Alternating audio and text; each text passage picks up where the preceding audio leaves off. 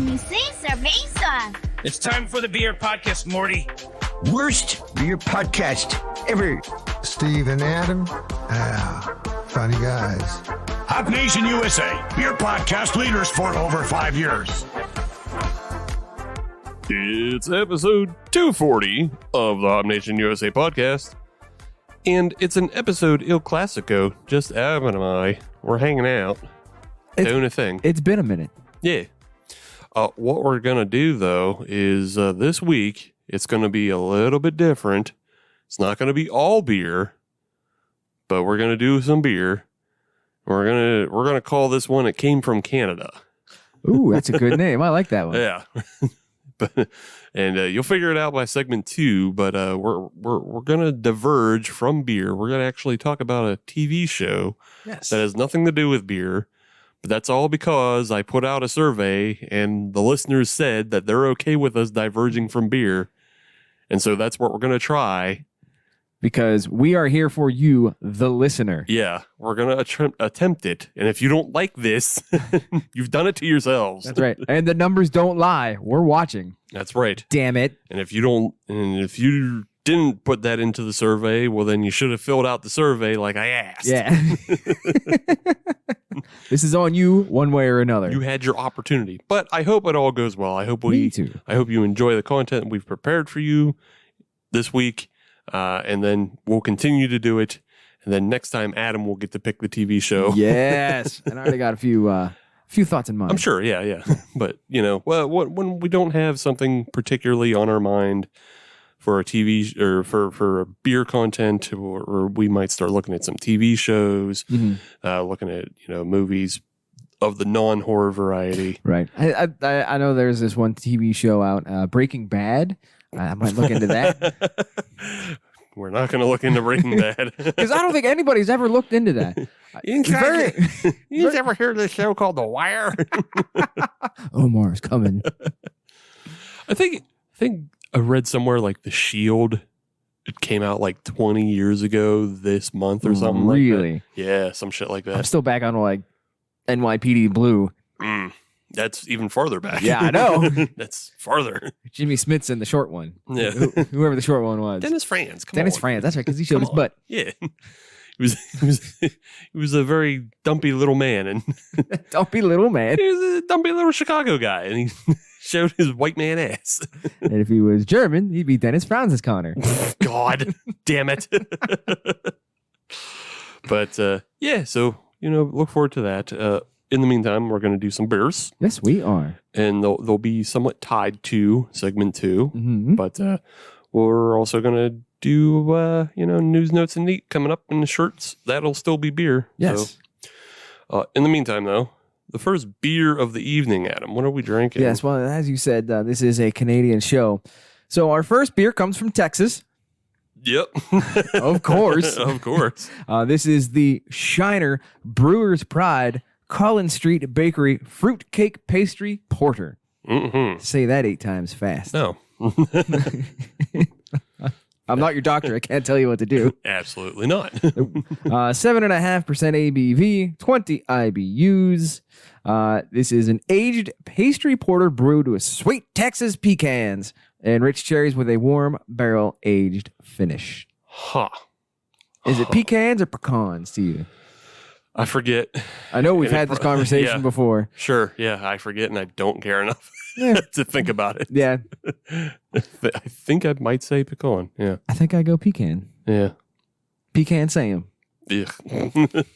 That's not even what it is. It's Toucan Sam. He's a bird. Yes. So, it's a porter. It's got fruitcakes in it. And, Spotzel Brewery. Not everybody knows that. It's not Shiner Brewery. It's Spotzel or Spotzel.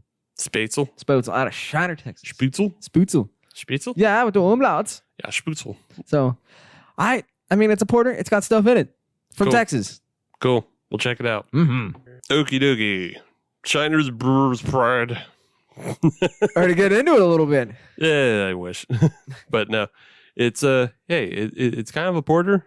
Mm-hmm. It's interesting that you can see through the other side if you bend the light just right.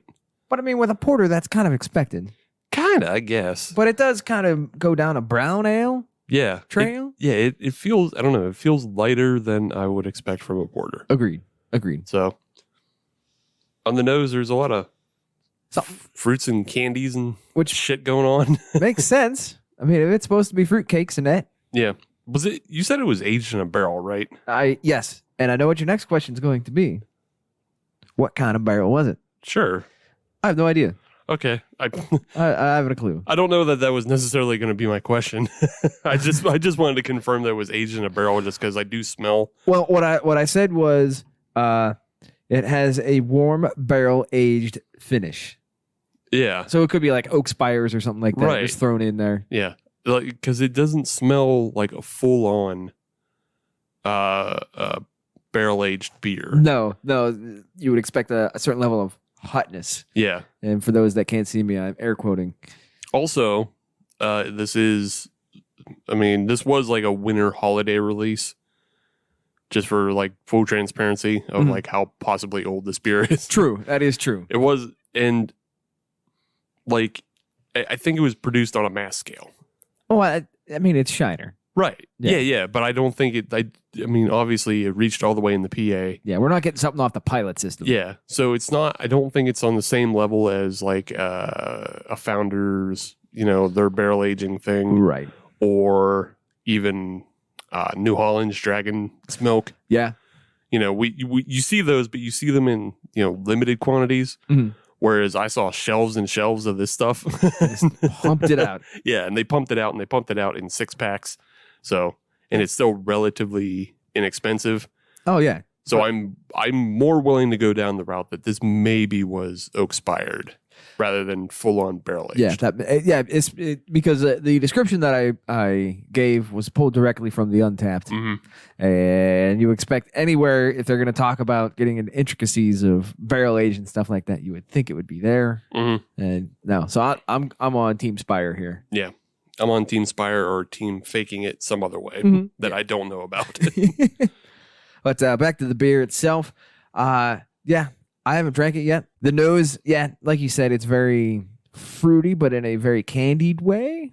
Yeah, it's like fruity and candy, but like you can't really pick out a specific thing. It's just, it just smells like Fruitcake. Sweet. Yeah, It's fruitcake. Yeah, it just smells sweet. Yeah. So that's interesting. Yeah, It's interesting. it's interesting. I could see how this would be a little bit better around late December, where you can kind of use your holiday cheer to pick it up a little bit. Sure. But this being March for us, I don't know. It's I don't hate it, Yeah, but I don't love it either. it for me it just lacks serious definition. Yeah. Yeah. Mhm. Like there's just a overarching theme of brown and sweet. Yes. To the point where you could probably change the label on it to something completely different, Right. and it would still kind of play. Yeah. Yeah. Just as long as you don't try to define any specific flavors. Which, to be fair, they really didn't, because fruitcake, who knows what's in fruitcake? A bunch of fruits There you go. and brown cake. Oh, so in that case, they nailed it. Right. I guess. I'm trying, Shiner. I'm trying real hard. It's just, it really feels painted with broad strokes, but it's not It's not detestable. that testable, but No, it's just no. We've had detestable beers on this show. for sure. This is not even in that realm. Now, that being said, I'm not putting it top quartile either. Yeah. This is, you know what? This is a tease for segment 3. Oh. We'll get into that. Okay. We'll get into this in segment 3, but I think we'll talk about it. But this beer feels like it is from like 2008. Yes. This beer would be a huge standout in 2008. I will put this another way. This is standard definition when we've all gotten used to 4K. That's right. Yeah. This is tube televisions when you got fucking 1080p in your pocket. Right. It's very unfocused. Yeah. Well, yeah, it unfocused because it's painting with this broad brush of sweet and brown. Yes. Do you like sweet and brown? There is some sweet and brown for you. Come on in. Yeah.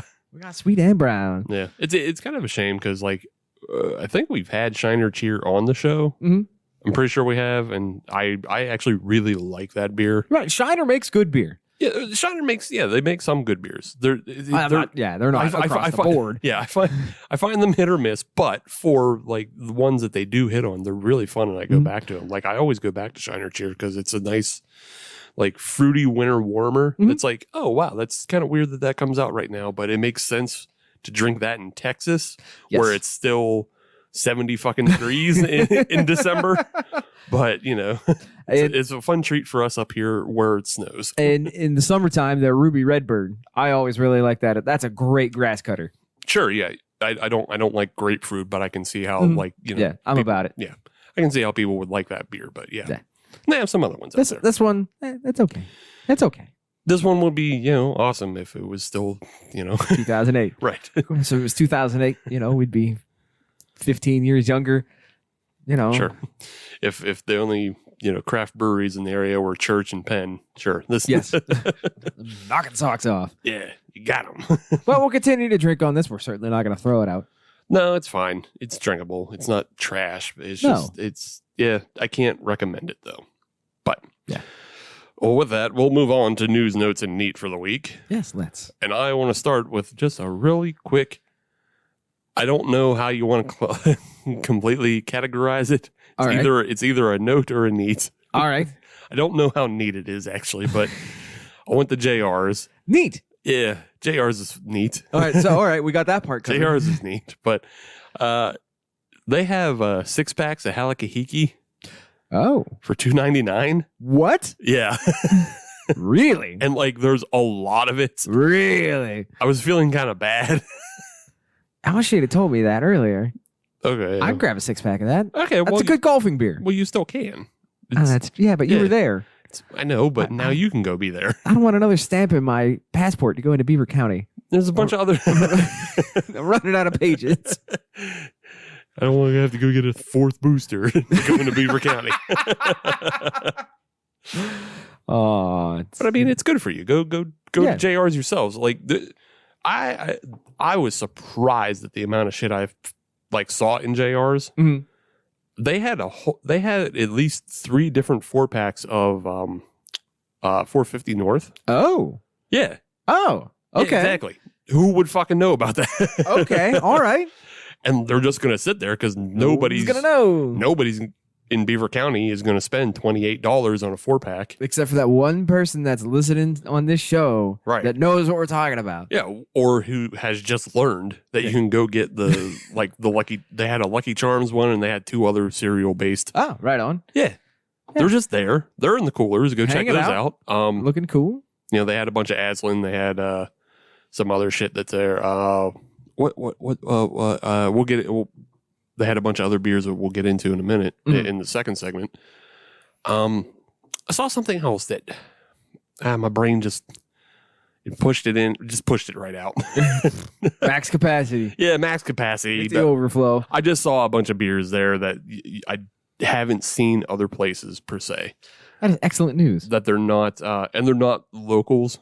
Mm-hmm. So if you're looking for an interesting selection of non-local beers, go check out JR's, and you don't have to pay fucking Allegheny tax. Oh yeah, yeah. Oh yeah, yeah. What was that? The Honorado tax? Yeah, the Honorado tax. Yeah. They also have they had some shit on sale that I almost got into. They had some Sadies. Sorry, this is like I almost got into like you were a raccoon. Well, yeah, yeah, because they had. I think we had it on a lost episode of this show. Okay. The Down East cider donut. Okay, yeah, that sounded very familiar. Mm-hmm. But they had a bunch of 4-packs of that for $4. Shit. Yeah, I was like, I'm gonna get some Sadies, but I didn't. But you could. I could. But you could. Yeah, all right. Yeah, they had some decent sales going on. There's warm weather coming. Yeah. Stock up. Yeah. Treat yourself. Yeah. They had all kinds of Sadies.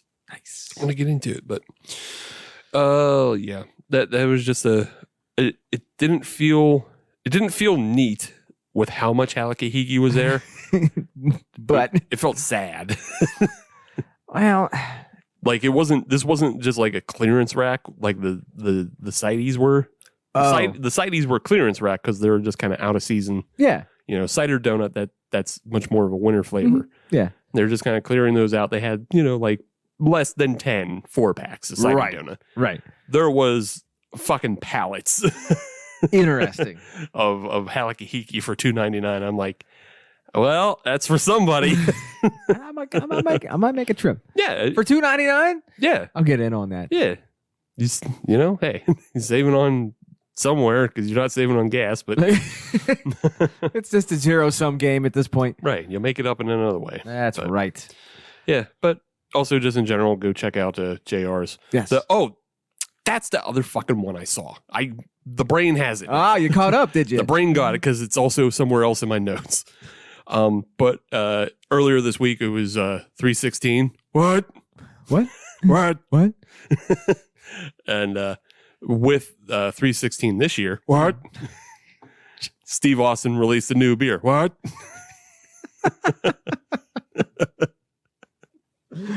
Son of a bitch. Yeah.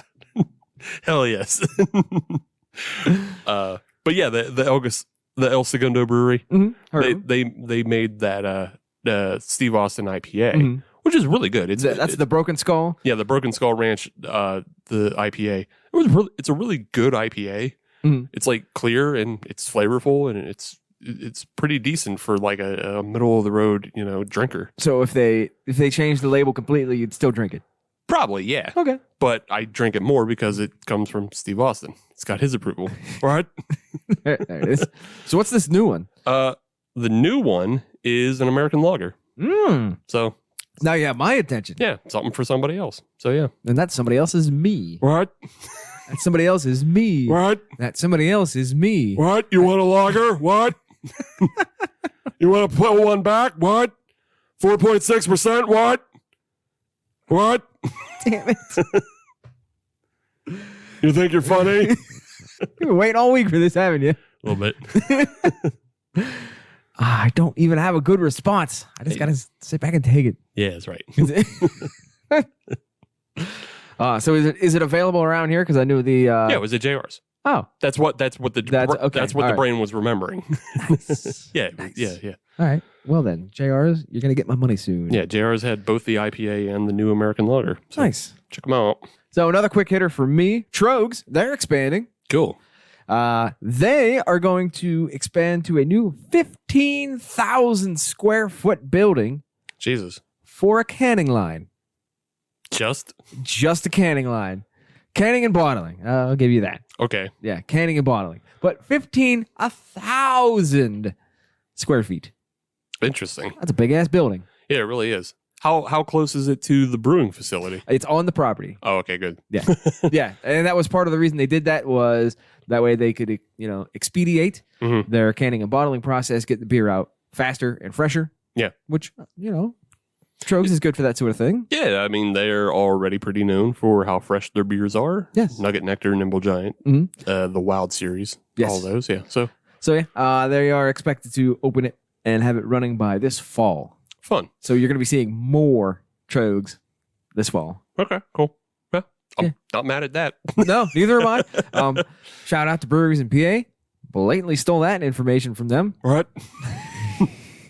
All episode long. Isn't it? Yeah, maybe. All right. We'll see. See how I feel. Okay. So Yeah. So that's just a news and a note and a neat. cool. I'm just happy to see Pennsylvania breweries are expanding. Yeah. With a canning line the size of a building that most breweries would be envious of for the entire operation. that you could stick 4 arboretums and an abjuration inside of. And still have room for bocce courts. Yeah. Yeah, that's cool though. I have one, and I think this company might become the new brew dog on this show if they keep going down this route. Oh no. Heineken. Heineken. has released the first virtual beer. Huh? Yeah. What, pray tell, is a virtual beer? Virtual beer is just that, a fake beer. And I feel like there needs to be more explanation to this that I don't want to do, but I will for you. You opened this can of worms. I understand, and I have to. I have to because I hate it. This made me so angry. Well, you have to get it out.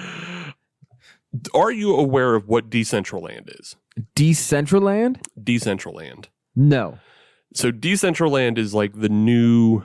do you remember what Second Life was? Yes. Okay. Decentraland is new Second Life. Oh, okay. So it's basically the metaverse, but the Royal Crown version. Sure.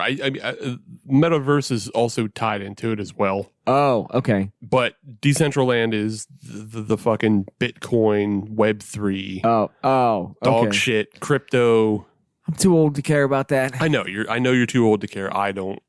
I only care in as so far as it just is a sign of the decline of society, and that you should be aware of these harbingers.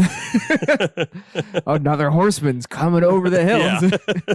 Oh, great. More horrors beyond my comprehension because I was too apathetic to care. Pestilence is already here. Yeah.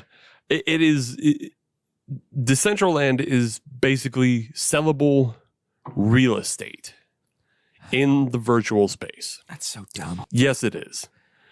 And Heineken has already bought a bunch of brands and companies have bought space. Why? To fucking advertise to the people who are in these spaces. Okay. And so Heineken has a virtual brewery which people can meet up in and they can host it. They can host events in. And I believe like some of the brewers showed up for the release of this. And okay. Yeah, it's all fucking terrible. And then Heineken puts the spin on giving out virtual beer, which essentially amounts to a thing that you hold in your hand that your avatar holds in its hand. Okay. You can't drink or anything, but they put it out under the guise of irony. Huh? Of saying, oh, we know that it's just a joke that you can't really drink it. But it's like, you're still doing it, though. Right. You're still doing it. You still built a virtual brewery. The virtual brewery still exists. Right. It's within your entity. Yeah, you're still doing it. That you created in earnest. Just because you say you're doing this in irony, you're still doing it. Right. If you realize this is all a joke and that it's silly how many brands have jumped onto the metaverse and Decentraland advertising and existence, you're still doing it. Right. So, and the more and more I hear about this, the more I'm coming to realize that Ready Player One, as terrible of a movie as it was, is slowly becoming our reality. We will be living in the stacks in 20 years. But in like a shitty way. Yeah. Like I logged on. Oh, okay. Yeah, I logged on to check it out. All right. Because I wanted to see how like bad it was. So is it supposed to be utilized with like, VR goggles? You can do it with VR goggles, but I don't have that. I'm poor. So I just went on the Firefox browser. You can just use a browser. And the first thing that happens when you go on, you're prompted to either link your crypto wallet. Of course. Which your crypto wallet would hold all of your information. Mm-hmm. And I love how it's always constantly talked about how it's decentralization of things, except for your crypto wallet, which holds all of your information in one single space. Yeah. So if you get hacked, you can lose all of your identity at once. Unlike how now you can just sign up for fake emails if you want. Right. Or when you get your wallet stolen, you just get that amount of cash stolen. Right. And, you can call the police and they'll do something about it. The actual police. And there's proof. Ridiculous. But yeah, I logged on and I did not do that because I do not have that. So I logged on as a guest. Nice. And I wandered around as my little avatar and it was fucking broke and I couldn't go inside the virtual brewery. So the brewery was shut down, huh? More or less, like there was a bouncer avatar hanging outside of the brewery, and it said the event was over, but the brewery's still open. But I couldn't figure out a way in. So then I just decided to wander around the other space that was like rendered in the area. Okay. And there was some weird fucking Santa Claus shooty game. And there was a tent. And then there was a billboard that when you passed it, it flashed a pop-up to register for some anime game. And there was some unfinished space. What? Like it looked like it was like a house. It looked like more like apartments that were sitting on top of a business space. Yeah. You know, so something you'd see, you know, like in downtown Allentown or whatever, you know, just like, you know, it's storefronts, but with apartments above it. Right, right. But it was all unfinished and there was nothing in it. I don't want to care anymore. It was so this seems so slapdash. It was so, but like, and then you can be in these spaces and like, you just look to the left and there's just this giant garish Heineken advertisement. But then it made me think, so it doesn't matter, like all this space is just for sale. Oh. And it doesn't matter what goes in because there's like unfinished dumb shit here.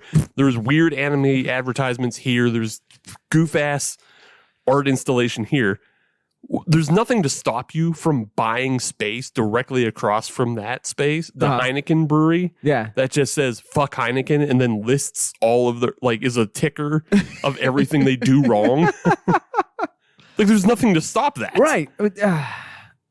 I don't understand why this exists. Because it is the last frontier of capitalism. Capitalism's had a good run. I understand, but it like it's the last. It all it is like people trying to find a way to get rich. Oh yeah, because you can essentially there's no movement in the real world anymore. Right. Like the people who are rich are gonna stay rich, and outside of like weird inheritances and marriages, right.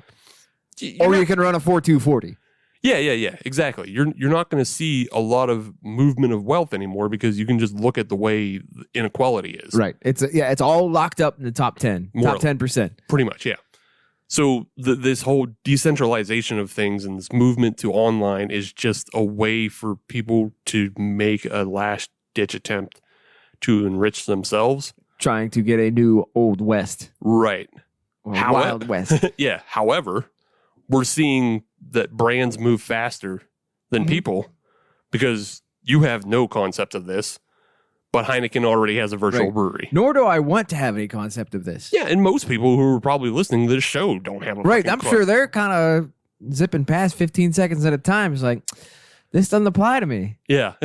Well, I hope people are listening in a sense of just like, that's so fucking stupid. And I hope they're sitting in their car and just like nodding along, like, yeah, Steve, Adam, they know what's up. I just hope they're like getting ready to go smash some Heineken bottles. Yeah. Dumbass company. But Pabst Blue Ribbon. Heineken, fuck that shit. That is what Pabst needs to do. Yes. Pabst had that resurgence because they grabbed the hipster fucking crowd not too long ago. They had the resurgence with the art and grabbing the hipster crowd. And this is the new way to do it. You fucking grab the Luddites who don't want anything to do with Web 3.0. That's fine. You know what? I'll give Pabst my money. Absolutely. So I can just go sit in the sunshine. Yeah. You grab the Luddites and you have them fucking revolt against bullshit like Heineken virtual breweries. I'm okay with that. Yeah. And then, like I said, purchase land directly across, you know. Virtual land. Yeah. Purchase virtual real estate in this bunk ass Second Life. It was dumb then. It's dumb now. Yes. It just has a little better graphics. It has. It's really not that bad. Really? It's really not. Oh no! It looks. It looks worse than PlayStation had something very similar. It was called PlayStation Home. Okay. And it was just kind of like a hub for meeting up. And like they had games within the world, and you could visit spaces that were essentially advertisements for new games coming out. But Okay, yeah. You get like a demo here and artwork there. Yeah. It looks worse than PlayStation Home. Because it has to. It has to look worse in order to accommodate the people. So who is running this show? It's decentralized. Yeah, And but the server's got to be somewhere. Right. The servers, And somebody's got to pay for them. I believe it's existing on a lot of these crypto processing servers. Okay. All right. That are slowly killing our environment. Yeah. For us Luddites. Right. Paps, you need to sponsor us. This is your chance, Paps. Get in on the ground floor. And I guess by extension, Miller Coors. Yeah. But hey, you know what? They get us a company Corvette each. Fine. Who? Yeah, essentially, like Miller Coors, they get to play both sides. Like that way, I come out on top. I always come out on top. They get to have the Pabst Revolutionary arm, but then Miller Coors has its own fucking dumbass virtual space. Louise. The Northrop Grumman of virtual space. Yeah, terrible. All right. Well, good luck to all of those people and to Heineken and what was it? Heineken Silver? Heineken Silver. Great. Yeah. Okay. Have fun with that. Yeah. Enjoy your non-beer. I'll be in the sunshine drinking actual beer. Bunch of dildos. Possibly Pabst if they, throw us a little something. Yeah. So we'll start with, t-shirt and a hat and a Jeep. We'll start with a Jeep. Make Pabst Cherry. Ooh. There you go. Give me a Pabst Cherry. Yeah. All right. See what we can do with that. All right. Let's end on something positive. Decent. Decent. Okay. Decent. All right. It's not necessarily positive, but it is decent. Hoot Design, First Sip Brew Box, yes, and a marketing firm have come together to make it's kind of like things we've seen in the past with like Brave Noise and the Black Lives Matter beer initiative. But it's not a full-on collaboration. Okay. It is a Ukrainian supportive beer label. Oh, okay. And the beer label is free for any breweries to use, but there's not like the label was devised by Jen Brewer, who works at Hoot Design. She's graphic designer there, right? Does designs for other breweries. So it's not coming. It's not like Black is Beautiful, which originated from Weathered Souls, which originated with an actual recipe. Right. There's no beer recipe with this. There's a label, so you can make whatever beer you want. Whatever you feel fits the bill. Yeah, whatever you feel fits the bill. And it's just, in support of the Ukrainian people as, they are being invaded right now. Right. Which is fucking terrible. Yes, it is. Let's not go down that path. Yeah. We all know that it's awful. All right. Like I said, it's not positive, it's decent. Yes. But it is a way for you to both show your support and as part of the initiative, Hoot Design and First Sip and this marketing firm EGC, which is also the company that does the craft beer marketing awards. They're suggesting that if you want to use this label, do the right thing and donate 10% of the proceeds from the sales that you make off that beer to things like helping refugees and agreed. Yeah. Don't be a shit. Don't do this performatively. Yeah. Just back it up. Just to put the label out there and, You know what? I'll even help him out with a beer idea. Okay. A golden ale with blueberries. Sure, that's a thing. Well, you look at the flag. Yeah. It's blue and gold. Right. Golden ale with blueberries. Yeah. And if you really want to, zhuzh it up a little bit, sunflower seeds. Okay. Yeah. Get some sunflower seeds in there. Yeah. Toast some sunflower seeds. Hell Put those in there. Yeah. You can do that too. There you go. Or you can just, I don't know, do a Ukrainian Pilsner or something. Well, that's I'm sure they have, styles and recipes that you can mimic. Absolutely. But on top of that, First Sip Brew Box is offering a specialty box which I imagine is going to include a shirt that also features the same design of the beer label. Right. Which is, it's, a peace sign, which I believe also incorporates sunflowers in the peace sign. Makes sense. So it's like, a dove and some sunflowers and yeah. And of course it's also blue and yellow. But, right. Yeah. So you can pick up a specialty First Sip brew box that is for helping out the people of Ukraine. It's a good thing, again, I hope, because we've had so many instances with like the campfire and Black is Beautiful and right. of breweries not paying up. Right. I think, it's less stringent this time because it's just an offering of a free label. But be cool. But yeah, please don't do what you do with your Facebook profile picture and just slap up a Ukrainian flag. Like, if you're going to use this beer label, please, also back it up and donate. Yeah, do it in earnest, please and thank you. Yeah, that would be the best. Yes. But otherwise, yeah. Shall we get back to this beer? Yeah. Otherwise, let's come back to the Shiner, the brewer's pride of Collin Street Bakery Pastry Fruitcake Barrel fabricated porter. It is the Shiner Brewer's Pride Collin Street Bakery Fruitcake Pastry Porter. Yeah. That one. Sure. Yeah. Yeah. I got a lot of those words. You got them, and some of them were even in the right order. Nice. But we continued through this beer, and I don't think it changed that much to change my opinion. No. It was fine. Yeah. But yeah. But it's still standard def. As it warmed up, it just got more brown and less sweet. Yes, it did. Yeah. Yeah, it's fine. It was fine. It wasn't even, I don't know, it doesn't even really stand out as a porter. No. We've already remarked on how like it looked less of a porter than we're used to. Yeah. And it really wasn't like that roasty or bitter. Mm-mm. So it was fine. It was fine, but we're just going to move on. Yeah. Yeah. Yeah. Yeah. No. So we're going to move on to segment 2, where we're going to be doing something else. Yes. Would you like to guess what? No, I know. I set you up perfectly and you walked away from it. I know. I also know. We'll be right back. What? First Sip Brew Box is a one-of-a-kind subscription service for craft beer lovers based right here in Pittsburgh. Every month, First Sip will send you a box full of craft beer enthusiast essentials, including t-shirts, glassware, and even food. Right now, our friends at First Sip Brew Box have an offer for you. Just sign up for a 3-month subscription and get your 4th month free.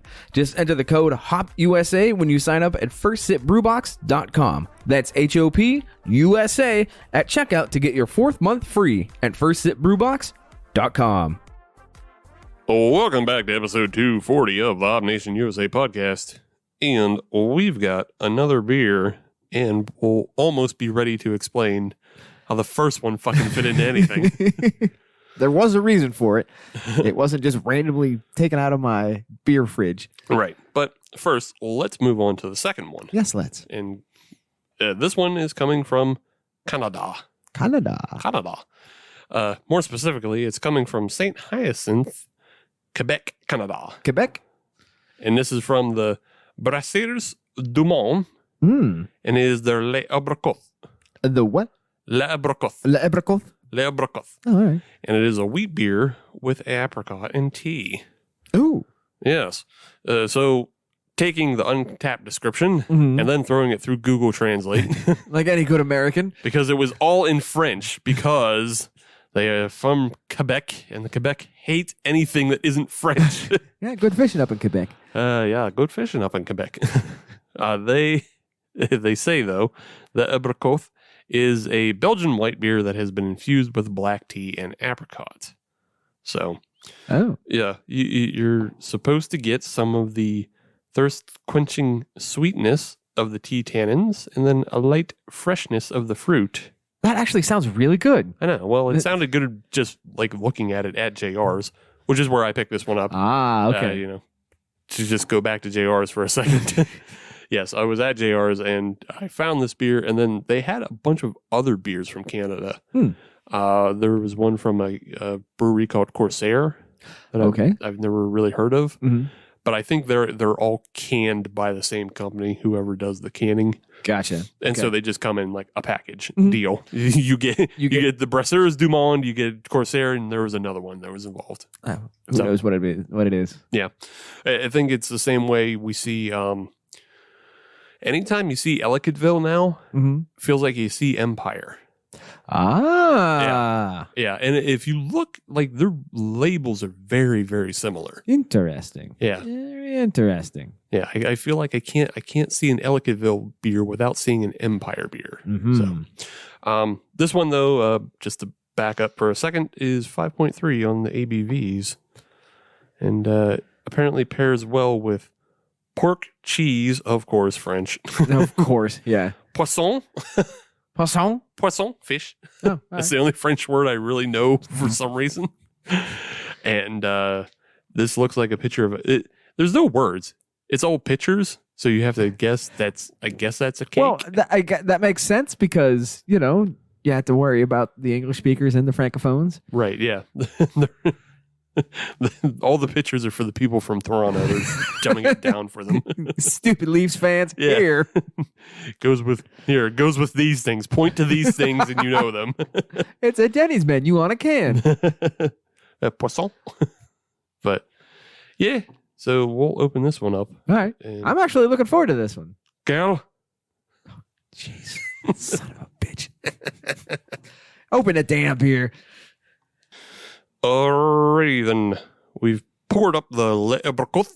Yes, I'll let you say that the entire episode. Sure, and I'm doing it wrong anyway. So, but I do not have the shame or I don't have those things that people have that make them feel bad about doing things wrong. He's gonna let it fly. Yeah, but the Apricot by Brasseurs du Monde, pairs with Poisson. That's fish. That's fish. It looks really nice. It does. And as a wheat beer, it has a very nice yellow-orange look to it. Oh, yeah. Yeah. Very classic. Yeah, very yellow-orange. Also very cloudy, hazy. Just, it's almost, it's actually kind of opaque. It is. For as light as it is in color, it's opaque. And I didn't see when you first poured it up. How was the head on it? It was pretty decent. Nice. Yeah. Yeah. On the nose, it is so tea. You get both the tea and the apricot. Yeah. Yeah. But it's not, I'm not smelling a fake apricot. No. It seems legit.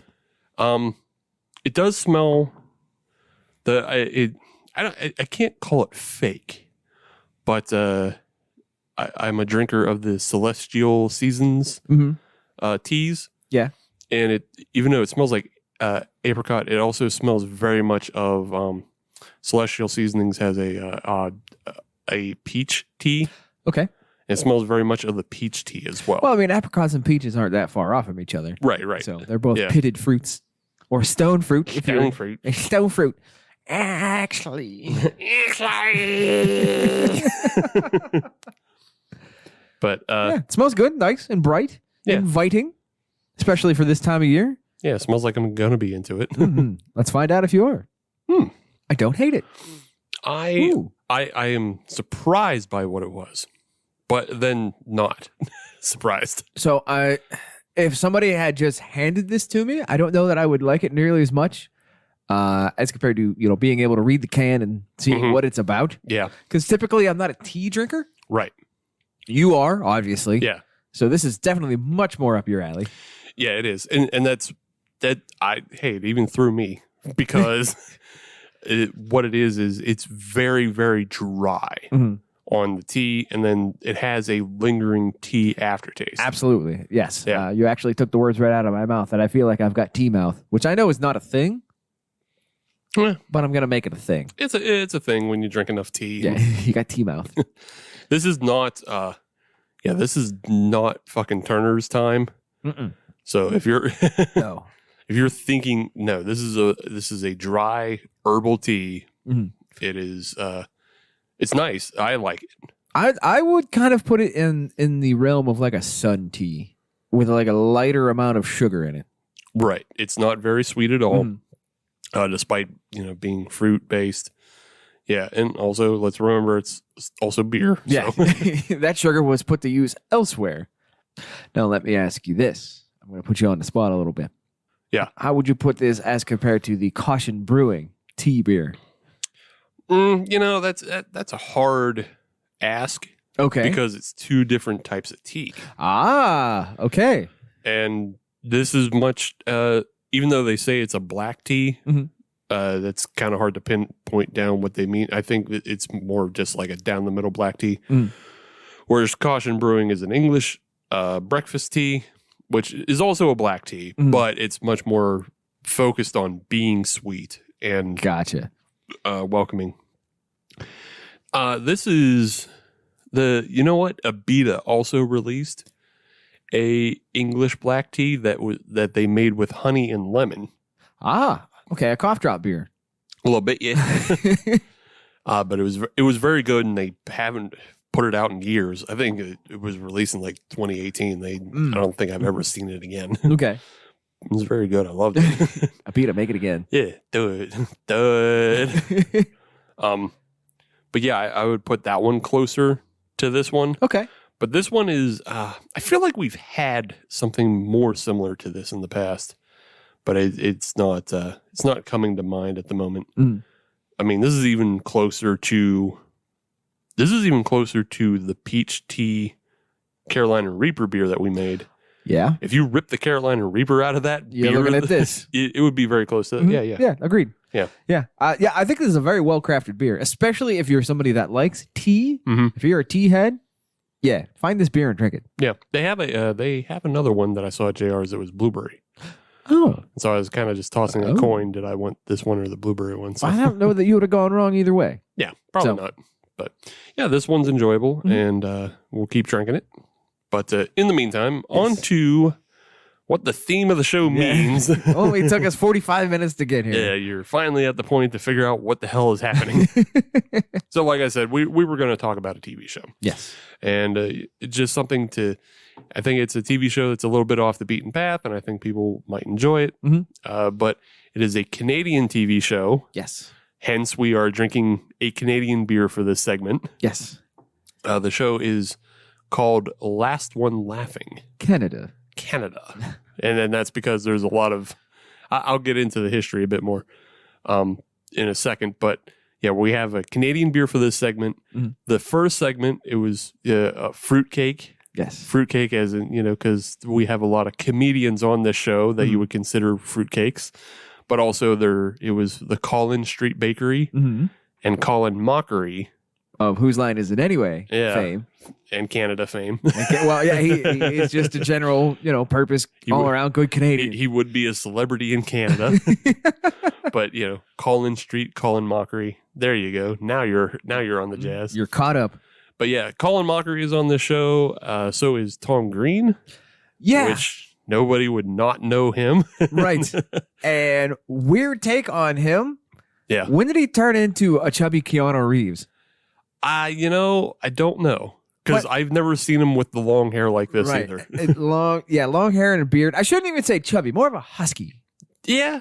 Because he's not really fat or anything like that. Well, he's I think filled out. I don't even think it's fair to say husky. It's just the fact that Keanu Reeves is so in shape for being 50.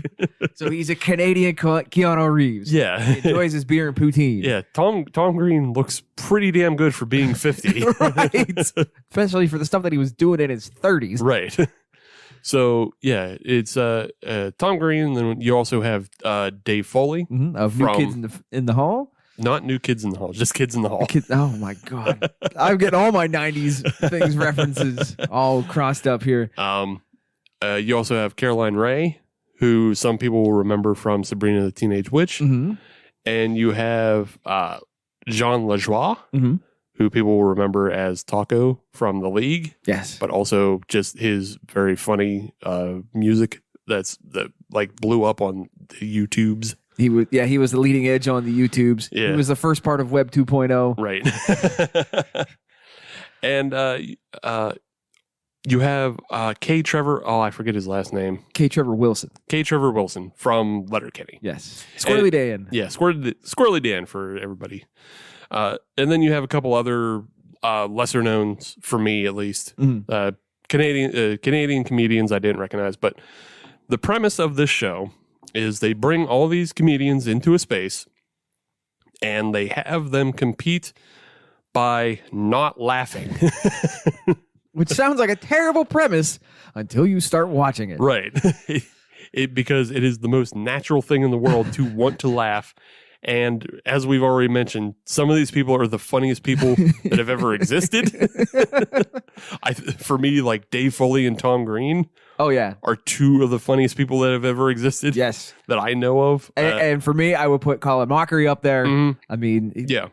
Yeah, he's funny as well, and obviously K. Trevor is funny. Yes. And so it turns into a game show of who is the last one laughing, or essentially not laughing. Right. Because as the show goes on, the comedians are trying to make each other laugh in a confined space while trying not to laugh themselves. Right.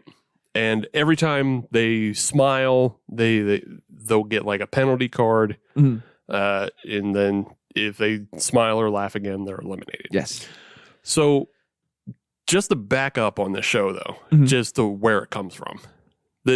I learned about this show because I watched the original version of this show. Where is the original from? The original version of this show is from Japan. That makes a lot of sense. Yeah. That makes a lot of sense. Yeah. So this is just kind of a peer into the weird media that I get into. Welcome to Steve's Rabbit Holes. Oh yeah. This is why this one is one I picked, and then in a future episode Adam will pick one. But I'll give you a little peer into the weird media that I get into. So the original show is called Documental. Okay. And it's from Japan, and it was devised by a comedian in Japan by the name of Hitoshi Matsumoto. Oh, okay. Okay. So Hitoshi Matsumoto has been, he's like, Japan's comedy scene is very different from our scene. I didn't know Japan had a comedy scene. It's huge. Didn't know that. They have a huge comedy scene, but it's very insular, and it doesn't like translate to us as well. At least not all of it. Some of it does. And what really translates is the Japanese love slapstick. Okay. All right. And they love extreme humor in the style of Jackass. Okay. Which is kind of what plays into this original documental. Yes. But Hitoshi Matsumoto participated in a yearly show that happened every New Year's. Oh, okay. And it was called it was called like a Batsu game. And Batsu just means punishment. Yeah. It's a punishment game. And the game was that him and 4 other comedians, they lived out some weird scenario of like they were detectives for a day, or they were and it just changed. That's ridiculous. Yeah, it like changed every year, but essentially it broke down to every time they laughed, they would get hit with a stick. All right, I would watch the crap out right. of that. And then the stick eventually kind of, as they got older, it turned into a fucking pool noodle. Yeah. But it's still, unpleasant. But every time they laughed, they got hit. And it's very funny. And some of the things don't necessarily translate because, obviously just culturally referential. Yeah. If you don't get what the, government or, who they're referencing, what other actor. But it was a very cool kind of show, but also like there's the slapstick, so it's still funny at a level. Yeah. Even if you don't get a basic human level. Yeah, and there's other things in there that you'll laugh at because it gets into like Jackass style humor as well. One of the but that's how he translated that into documental. Okay. And that's where he created the show of bringing comedians into a space and they would compete. And the way that show was set up, it was set up so that they had to bring in, each of them had to put up 1,000,000 yen of their own money. Oh, okay. And maybe this is just a framing device, or maybe it really goes down this way. Yeah. But they put up $1 million of their own money. 1 million yen. 1 million yen. Big difference. Big difference, yeah. But they put up 1 million yen and then they would win 10 million yen. Okay. All right. And basically take home Take the everybody pot. else. Yeah. Right. Like I was saying, like not all of the Japanese humor is going to translate because the way their comedy scene is, a lot of it is comedians working in duos. So it's almost similar to like old vaudeville.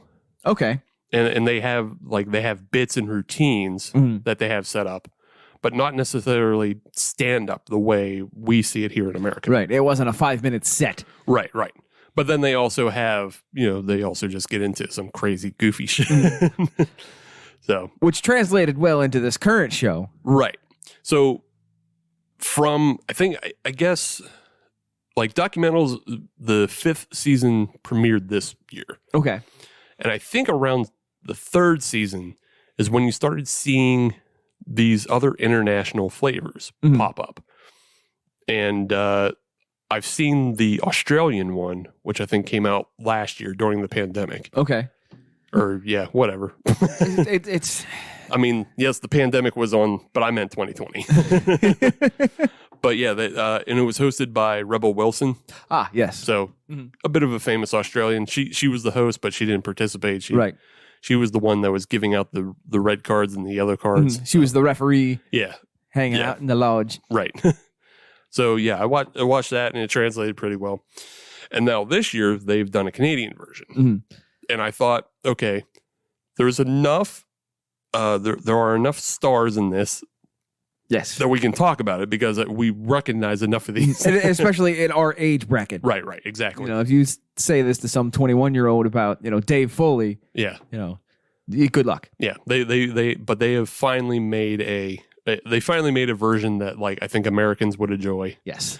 But without having Americans on it. I don't think they've made a British version yet. I'm kind of surprised at that. It'll happen soon enough, I imagine. And I kind of hope they never do an American version because they will ruin it. Yeah, we'll get to that. I think we'll end this segment by trying to cast the best possible ones. Yeah, and I've got a few in mind. But I think you're right. It is so hard. American comedy is so hard to make work in these other formats. Yes. And it's actually a shortcoming on our comedians' parts. But that doesn't mean that's something somebody won't try, and maybe it will be a success, right? Despite itself. Yeah, we can talk about another show as well when we get into that. But just to come back to Last One Laughing, they do their best. We mentioned where like a lot of these comedians come from. They have different backgrounds. They have backgrounds in improv or music. Or whatever Tom Green is. Just Tom Green. Yeah, just there is no one other like than Tom Green. Tom Green is a singular entity. Unto which no one else can approach. Right. And it's very apparent during the show that he is his own entity and he is incredibly hard to crack. Oh, jeez. And he's so funny. Yeah, he's so funny he just deadpans people the entire time. Yes. But yeah, you have like stand-up comedians, you see early on like the way dynamics work of like two comedians will start pairing off and talking to each other. And I think like there's a good one that happens between John LaJoie and Trevor. Yes. That they're him and Squirrely Dan, they're going back and forth and then one of them says something and it just pops off. Yeah, it just twists it. And I just think it's an incredibly funny show to watch. And then I'll give you a spoiler early on that it's very Canadian. So they introduce a lot of Canadian things. Yes. Including PK Subban. Which I was not expecting whatsoever. No. But PK Subban shows up and is like, well, of course a hockey player is on. Oh, PK Subban's doing that? Huh. Okay. And he keeps going. Yeah, it's great. The show is also hosted by Jay Baruchel. Yes. Who some people will probably recognize from what was the End of the World movie with Seth Rogen? I know exactly what you're talking about. This Is It. Is that what it is? I think so. I mean, he was also in Tropic Thunder. He was in Tropic Thunder. He's also in Goon. Yes. Yeah. So, but Pick 69. That number's hilarious. you'll recognize him from all those movies. But yeah, he's the host. He's the one dealing out the referee cards. Does a good job. Does a good job. Yeah. He also has some very funny bits with Jean Lajoie as well. Yes.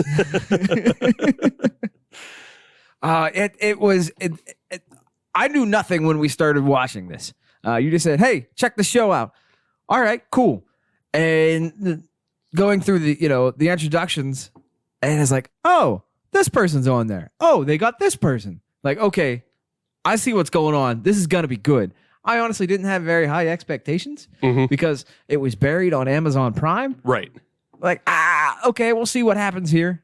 And then within the first 15 minutes, hooked. Yeah. I was absolutely hooked. Yeah. So I think it's, again, Amazon Prime, I believe, has the rights to the original documental. Okay. So they've been showing documental, and then I just assume they just have the rights to all the other the LOLs that come out, because I've seen it. Like, I see them all advertised in the "you may also like." Yeah. Which is how I figured out there was an Australian version, because I finished like a season of documental, and I was like, "Oh, there's Australian and Rebel Wilson, okay." And then there's a Spanish version. I mean, multiple, South American language ones, and I believe there's a couple Eastern European ones. I was like, "Oh, I don't know any of that, so I'm not." One of the other things that was nice with the Canadian version was it was uncensored. Yeah.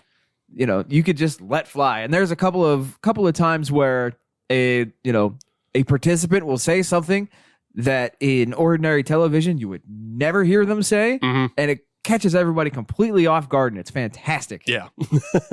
Yeah, they get pretty extreme on that, but they do not get as extreme as the Japanese version. Oh, really? So the Japanese version goes like jackass deep levels of fucked up. Oh, okay. And I forget what season it was, but there is one incident of there is a comedian with like his pants down, and all the other comedians are making fun of his penis. All right. And then one of the comedians is inspecting his penis with like a glove. Hold on, it gets better. Oh no! He's holding his penis up with a glove and like making it jump and laugh at it. And then the guy just pees. What the shit? He just pisses right in the middle of the room. What? But he made two people laugh with that. So only two? Yeah, well, but he got two. Holy shit! Yeah. Well, Yeah. I don't want to see male nudity, but I kind of want to see this. Well, okay, so now here's the thing. Japan censors it. Oh, you're right. Yeah, they do censor the genitals, so All right, we're back in. yeah. So you can watch that.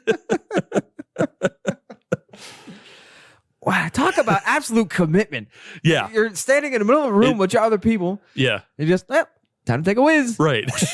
Yeah. Standing in a room with a bunch of other guys. One guy's touching your penis, and you go, "You know what would be funny right now? If I pissed." Cameras are rolling. Yeah. So no, the Canadian version doesn't go that dark. No, it does get in that arena though. We won't go any further on that. No, there is some wild stuff, and it's very funny. Yes. It's very worth watching. So yeah, I can't recommend this show enough as something off the beaten path, something that you wouldn't expect, and it's only 6 episodes, Right. It's not that much of an investment. right. Yeah, you don't have to get too invested, but you get to see a lot of comedians that you've known. Maybe you find a new one you like. It was a little bit of a trip down memory lane. Yeah, Seeing all these old heads from my youth, right? Still doing it. Yeah, and still being good at it. Yeah. I don't know if I want to give it away or not. There's just one bit that Tom does that is incredibly it's so surreal. Yeah, everything that Tom Green does is surreal. Yeah, it just gets into deep levels of surreality. Yeah. Well, I'm curious which one you're talking about. His clown bit. Oh, yes. Yeah. Yeah. Laugh my ass off to that. Yeah. It's so fucking great. But the other change for the Canadian version is that they're not playing for money for themselves. They are playing for charity, much more like you would see on American TV shows. Right. You know. But hey, that's still fine. Yeah, it's still fine. You know, yeah. I'm not going to hate on that. Yeah, it's still fine. They're still competing. So Yeah.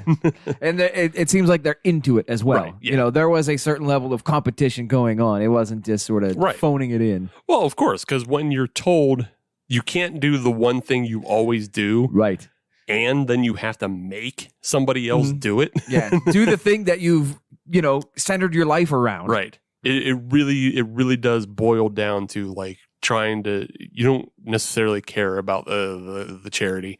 You care about trying to be the funniest person in the room. And I have a hunch that some of them have to feed off of that, have to feed off of laughter. So it's just killing them that nobody is laughing at them. Absolutely, yeah. It's like, I need this. They're jonesing to get somebody. Get somebody to enjoy this delicious cheese sandwich. Oh, I kept going back to the well on that one. But yeah, again, check it out. Amazon Prime. Check out the other seasons of whatever I don't care. Watch the fucking Turkish version if you find it. But is there a Turkish version? I don't know. I assume it seems like a thing they would do. Yeah, it's just one of those shows that gets disseminated out through the universe, which kind of brings me to another show I like, and maybe we'll talk about it in the future. But there's a show from England called Taskmaster. Yes. And they bring a bunch of comedians together, and then they have them run tasks, essentially, play puzzles, play games. It's sort of like Survivor, but not on an island. Right. And it's just it's also very funny in the way they bring that about. But that is a show that went all throughout the world. There's a Russian version, a Swedish version. There's all kinds of versions of that show. And then they tried to make it in America. And it fell right on its fucking ass. So what did they try to change to make it Americanized? It's not so much that they tried to change anything. It's just it didn't come out funny. And it's so weird to me. And it's partially because they didn't.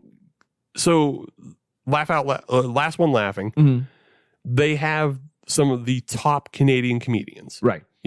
That's kind of undeniable. The only way you could have made that show bigger was bring on Mike Myers. Right. Or Jim Carrey. And I don't know that they would have helped anymore. Yeah, exactly. Because they Jim Carrey might have. Jim Carrey and Tom Green in the same room. Put them together would have been fucking crazy. I'd pay good money to see that.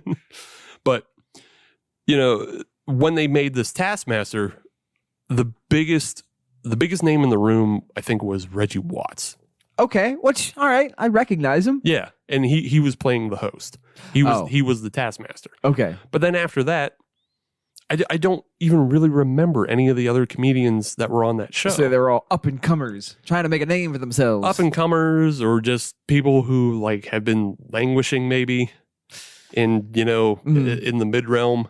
Yeah, they didn't go all out to bring on the funniest people they could. Right, they went with the Seth Meyers crowd rather than the David Letterman crowd. Yeah, I guess. Yeah, you know what I mean. The late comedians. Yeah. And then it just. American comedians in general, though, don't do well with these kind of shows. Which is weird. Yeah. Because there's so many, and I blame George Carlin in a way. I'm listening. So many of our stand-up comedians want to be George Carlin. To be fair, he is on the Mount Rushmore. Right. Because George Carlin is one of the funniest people ever. Yes. The thing is, a lot of the comedians also lost... They spend so much time trying to be silly, or they spend so much time trying to be socially poignant that they forgot that Carlin was also just fucking silly sometimes. There were some bits were just absurdist. Yeah, he would just do absurdist wordplay bits. Yeah, and he would just do goofy fucking little poems. And those were some of his best bits. Yeah, they're funny, and not everything has to be socially hard hitting. So when you forget to be silly. Right. And you try to be serious and self-important on, a show about making other people laugh. Yeah. And you're always worried about your image because you want to try to maintain some sort of celebrity. And I think that was kind of the other thing with some of these old heads that were on there. they didn't care anymore. Right. You know, they were there to win. Right. They were there to win and just have fun. Right. Yeah. You know, they wasn't like, you know, they had to try to get their career to that next level. Mhm. They're already there. Yeah. They did everything they set out to do. Yeah. So let's just have some fun. Let's get at it. Yeah. So it's like if you tried to make that show in America, like the biggest comedians in America right now, I would probably say are like Joe Rogan. Yeah. I mean, I don't even think he's that good at comedy, but he's the name recognition. He's Yeah. got name yeah. recognition. Tim Dillon, Yeah. but he's not silly. I don't think he would give over to being silly on a show like that. Right. Dave Chappelle, I could see. No, again, Dave Chappelle has earned so much money and recognition. Mhm.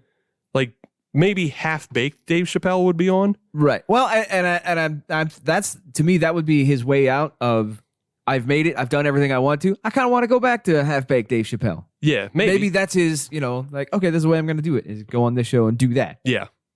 I could see that. Yeah. So, and like Bill Burr, I couldn't see doing it. Nope. You know, just Nope. so many other comedians who just like they're too they put too much of a serious air on Mhm. that you can't imagine them being silly. Right.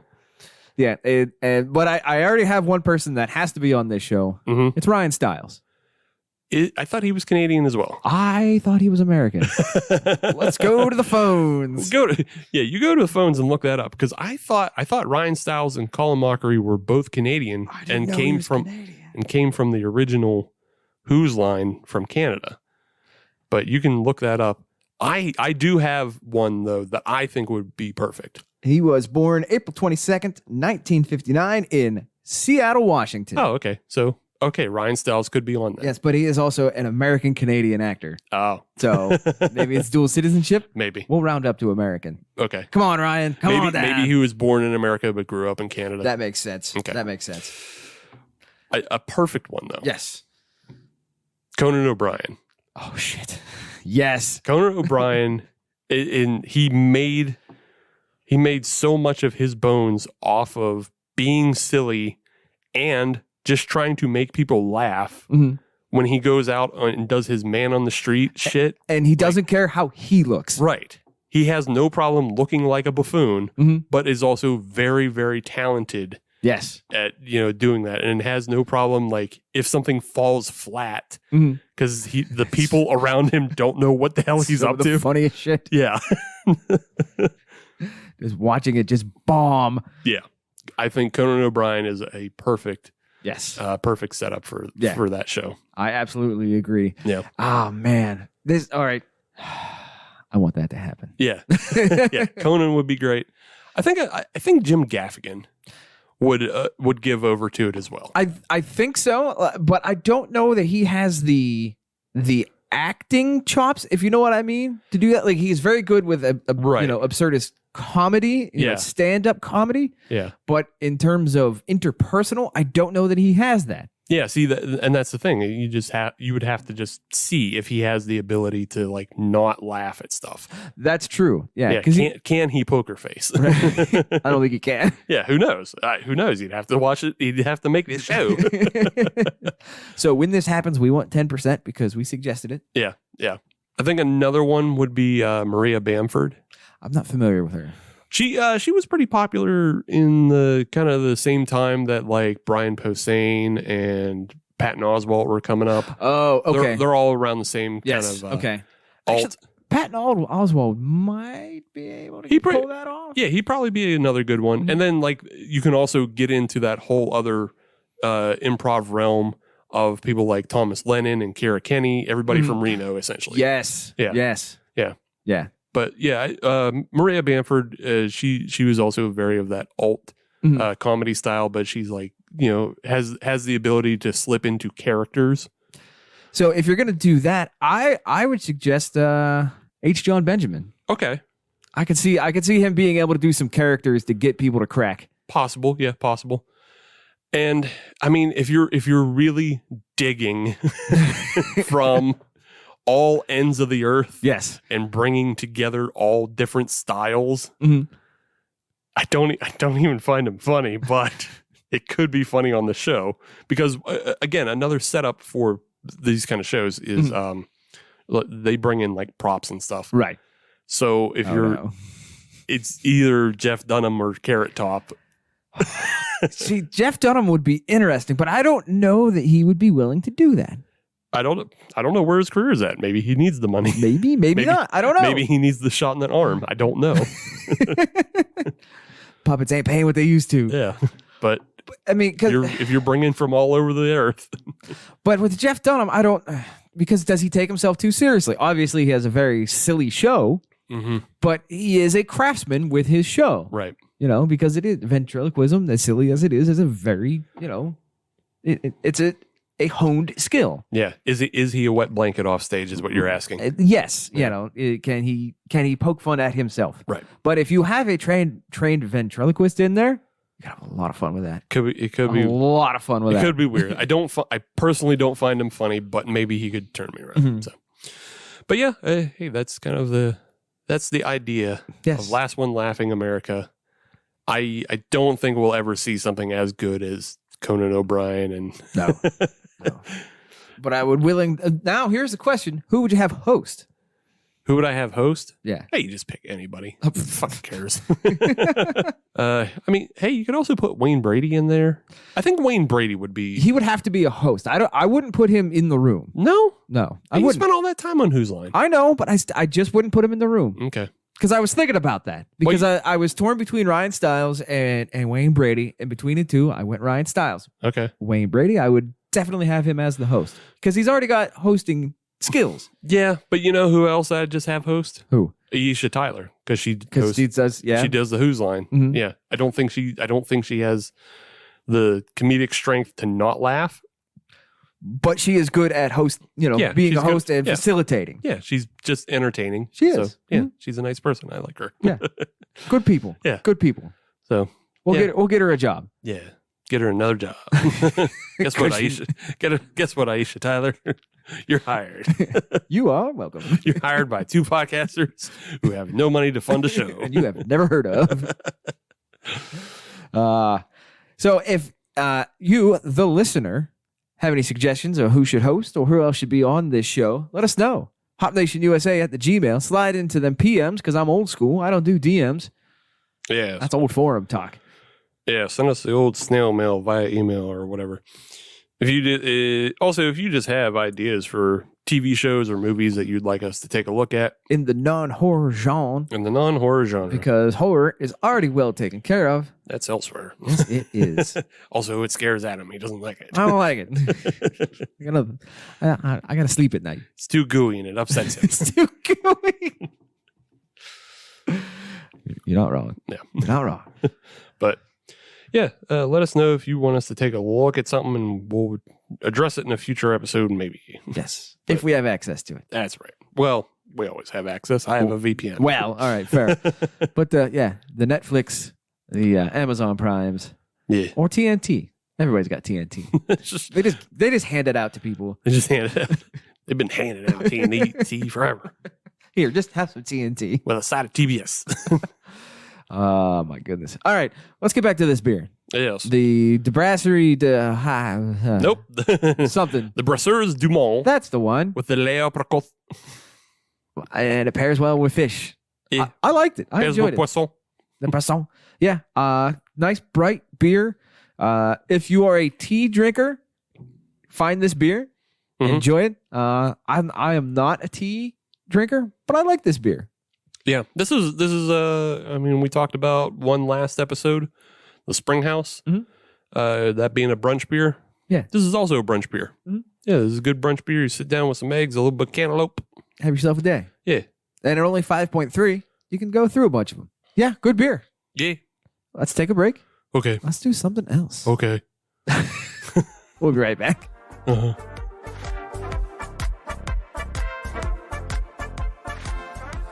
Welcome back to the Joe Tutorial. Whoa, Matt, this isn't an episode, it's a trailer. Well, what the hell's a trailer, Adam? It's where we tell people what they can expect from our podcast, Decaying with the Boys. Well, they can expect to hear us talk shop on pro wrestling, craft beer, horror movies, and pop culture, like Britney Spears' creepy father and stuff like that. We've literally never talked about Britney, but we do take our shots at everything else you said. Well, then I guess I can also tell them they can find us on Spotify, Google Podcasts, Apple Podcasts, Stitcher Radio, and Anchor FM. And don't forget to find us on all social media at Decay and WTB.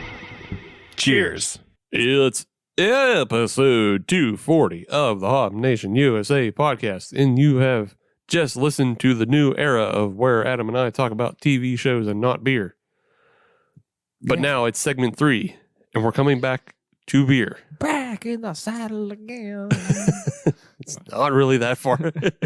Doesn't warn it like that. No, it doesn't. But yeah, here's the third beer. The third beer is the Forged in Hell. This is a collaboration between Helltown Brewing here in the Pittsburgh area Yes. and Black Forge Coffee, Yeah. also here in the Pittsburgh area. Fun. Yes, it is. It is a coffee ale, 8% ABV. IBU's not that high. Not that high. We're talking 20s. 21 as a matter of Yeah. fact. Couldn't imagine. Yeah, exactly. It is an Imperial Coffee Brown Ale. Fun. I like all of those words. Good. Good. It's supposed to have notes of cocoa with a mild sweetness and a bold yet smooth coffee finish. Will round out this Imperial Ale. Excellent. So yeah. Forged in Hell, we thought made sense for the theme, because if you had to be stuck in a room with Tom Green where you couldn't laugh, that's forged in a type of hell. Yes. And oh, by the way, Collin Mockery is in there. Right. And Dave Foley's right behind. Well, I mean, hey, depending on your sensibilities, just being in a room with Tom Green could be hell. One way or the other. Yeah. So if he decides to make you a target, You are doomed to failure. yeah. But another shout out here to Chad Hammett. He is a local artist and musician who did the can art No. for this. A very nice setup here. Is he Kirk Hammett's son? No, unless he decided to change the spelling. Oh. Mhm. I don't know. But no, it is Chad Hammett, Yeah. not Hammett. Oh. I don't know. Shut up. You want to drink this beer? Yeah. Okay. Forged in Hell Yeah. The devil. and other such things. Hey, it's looks like a brown ale. It does. You know what? If somebody told me it was a porter, I could be convinced. I couldn't. I could. It actually is lighter than that Shiner Brewer's Pride that we had at the top of the episode. So the reason I say that is I'm looking across the table at the beer that you're holding. Yeah. Like if you look across the way at what I'm, Yeah. it kind of looks like a porter. Kind of gets in that way. But I agree. Once you get some light into it, all right, fair. Brown ale territory. Yeah. It's pretty clear when you hit the light to it, and it's got a lot of red. Yeah. A lot of red notes bending around it. Yeah. It's yeah. You can see clear to the bottom with the right light. Yeah. It smells good though. Yeah, nice coffee nose on it. Nice layer of chocolate in there as well. Yeah, I get a little bit of chocolate. Yeah. Yeah, I'm about it. Yeah. Hell never smelled so good. Who knows? Who knows what hell smells like? Ooh. Yeah, I like this beer. Now, I'm listening. there's a Hell, Michigan, right? Mm-hmm. You'd think they'd put like a chocolate factory or a cookie factory or something. Cookies from hell? Well, just so hell smells good. You're like, ah, damn, hell smells like chocolate chips. It's crazy. It all makes sense now. Hell smells like a bakery.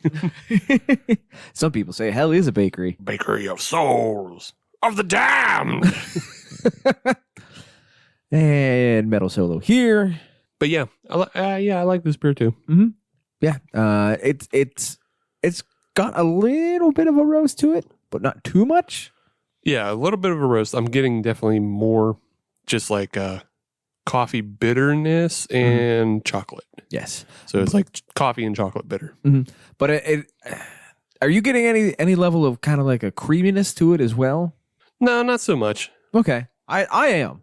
Yeah, it's I would say mouthfeel wise, it's pretty similar to that Shiner's Brewer's Pride. It doesn't taste like, it doesn't taste thick really. Right. But it is not brown and sweet. Right. Yeah, it's not just a broad stroke of brown and sweet. What was the ABV on this again? On this one, I think it was 8. Oh, okay. Yeah, I think it was 8 on the dot. Yeah. 8.000. Okay, yeah. Repeating, of course. It it has a little bit of brown spice to it. Mhm. You know, just like what you'd expect from a brown ale. But it's good. I like it. Yeah, yeah. Good job, Helltown. Good job, Black Forge. Yeah. Well, Helltown knows how to make they know how to make a brown ale. They do. They're pretty well known for their mischievous browns. So. Yes, I actually had that in my hand today while I was picking up beers. Yeah. So now it's in my fridge. Well, there you go. So take that, Helltown. Take that. I bought another beer. Yeah, giving you business. I got 2 of your beers. What are you going to do about it? Yes. But now it is time for us to move from this beer as we continue to drink it Yes. and play a little game. Cool. Would you like to know what game we're playing, Steve? I know, but you can tell the audience. Yeah, well, nobody asked you. What? I said, well, nobody asked you. What? I said, well, nobody asked you. Oh, okay. But yes, this is a game where we take queries and questions from the internet at large that wasn't asked to us, but we're going to answer them anyways. Yep. This could be from Twitter. This could be from Beer Advocate, from Reddit, wherever we find it. Yeah. Top shelf commentary there, Steve. Yeah. Yeah. I fucking got him. But we have played this in the past, but we're going to try it again. Sure. All right. So this will comes from our beer, not our beer, but our beer. Right. This comes from the user Captain _Kid. I want to give him full or her full credit. What are your favorite winter to spring transition beers? Yeah, I don't have one. Really? Not really, no. Oh, okay. Yeah, no, I just drink whatever fucking strikes me at the moment. When your philosophy is all weather is stout weather, Fair. I don't have to transition anything because I just might have a fucking stout. And there's nothing wrong with that. Yeah. I like beers that come out around this time because you get a lot of, fruity and light, refreshing things like we've had on this episode with the Apricot. Yes. And, the previous episode with the Pomelo. Mhm. I enjoy fresh, fruity beers. So I guess that might be my answer. I think that is your answer. But also, I can get a lot of the cherry flavored fucking beers that I love in the wintertime. True. Like the Schoufnis. The Schuf. Oh, yes, the Schoufnis. Yeah. Yeah. Yeah. I've gotten in on that. Yeah, the Schouf. And then, so I don't know. I don't fucking drink transitionally. I don't drink transitionally. Yeah. Okay, then. Do you have an answer? I do. Yeah. Yeah. It's actually a Sam Adams beer. Cold Snap. It's Cold Snap. Yeah. Yeah. Yeah. I'm sorry, and I have to reveal myself a little bit on that one, because I always drank that at the old Tilted Kilt, and that was always kind of a precursor to spring coming. Was when that was on tap. That was the only place I drank it. Yeah. And that was always kind of oh good, things aren't all terrible. Spring is coming. Fucking, this is bullshit. It was $3 a pint if they charged you. This is bullshit because the goddamn Congress is trying to take away my dark times. All right, you know what? I'm kind of upset about it too. I want my dark times. What is their reasoning behind it? Kids don't stand in the dark. Guess what? They did that before anyways. Well, I mean, look, it is a stupid thing that we do daylight savings time. However, But we kept it. Yeah, but we kept it. And however, I want my dark times. It makes you appreciate the light times. That's right. Well, or I just like the dark times. Makes everybody else appreciate the light times. I just like being in the dark like a dirty goblin. Yeah, I like the dark and the cold. Stop trying to take those away from me. Climate change and the Congress. Yep. Sons of bitches. Leave me to my things. trying to get nothing done here. Yeah. Leave me to my things. I've got a blanket and a stout, and that's the ways I likes it. Gonna have to visit Decentraland to get my dark times. Don't you dare. I will end this podcast right now. This will be the last episode if you do that. Decentraland has daylight saving time. Don't you dare. All right. Next question. Yes. Also read it from our beer. Mhm. What is a beer your mentor would drink? Oh. Yeah, and this is by, I like this question, and it's by God Z NP5K. NP5K. Sure. No problem. 5,000. Yeah, whatever. It's like Andre 3000, but like Dollar General version. Because they can't go lower. They got to go higher. So the Trixie. Answer the question. Shut up. I'm vamping. I'm trying to think. I know. Well, I guess. Do you even have a mentor? That's the thing. I don't necessarily even have a mentor.